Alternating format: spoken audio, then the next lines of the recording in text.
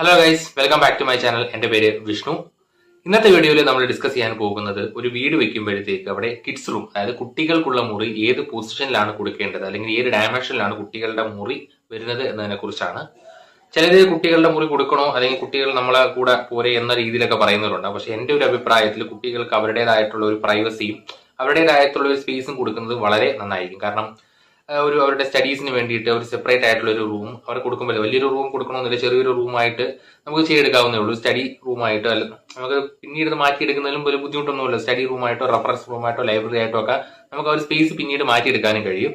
So അപ്പോൾ അങ്ങനെ കുട്ടികൾക്ക് മുറി കൊടുക്കുകയാണെന്നുണ്ടെങ്കിൽ കുട്ടികളുടെ മുറി ഏത് പൊസിഷനിലാണ് വരേണ്ടത് എന്നതിനെ കുറിച്ചാണ് ഞാൻ ഇന്നത്തെ വീഡിയോ ചെയ്യാൻ പോകുന്നത്.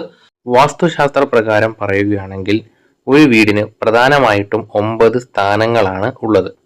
തെക്ക്, പടിഞ്ഞാറ്, കിഴക്ക്, വടക്ക്, പിന്നെ കോർണേഴ്സിൽ വരുന്ന തെക്ക് കിഴക്ക്, തെക്ക് പടിഞ്ഞാറ്, വടക്ക് കിഴക്ക്, വടക്ക് പടിഞ്ഞാറ്, പിന്നെ മധ്യമം അതായത് സെന്റർ. ഇവിടെ കൊടുത്തിരിക്കുന്ന 9 വാസ്തു പൊസിഷൻസിൽ നിന്ന് കുട്ടികൾക്കുള്ള മുറിക്കായി നമ്മൾ തിരഞ്ഞെടുക്കുന്നത് ഈസ്റ്റും നോർത്തുമാണ്. അതായത് കിഴക്കും വടക്കുമാണ് നമ്മൾ കുട്ടികൾക്കുള്ള മുറിക്കായിട്ട് തിരഞ്ഞെടുക്കുന്നത്. അതിൽ നമ്മൾ സെലക്ട് ചെയ്യാൻ പാടില്ലാത്ത പൊസിഷൻസ് 4 എണ്ണം ഇവിടെ കൊടുത്തിട്ടുണ്ട്. North west, south east, north east, പിന്നെ സെൻറ്റർ. ഇനി നമുക്കൊരു ഡയറക്ഷൻ ടേബിൾ നോക്കാം.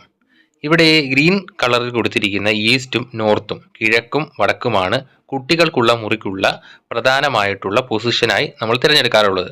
ഇവിടെ റെഡിൽ കൊടുത്തിരിക്കുന്ന north west, north east, centre, south east എന്നിവ കുട്ടികൾക്കുള്ള മുറിക്ക് നമ്മൾ ചൂസ് ചെയ്യാറില്ല.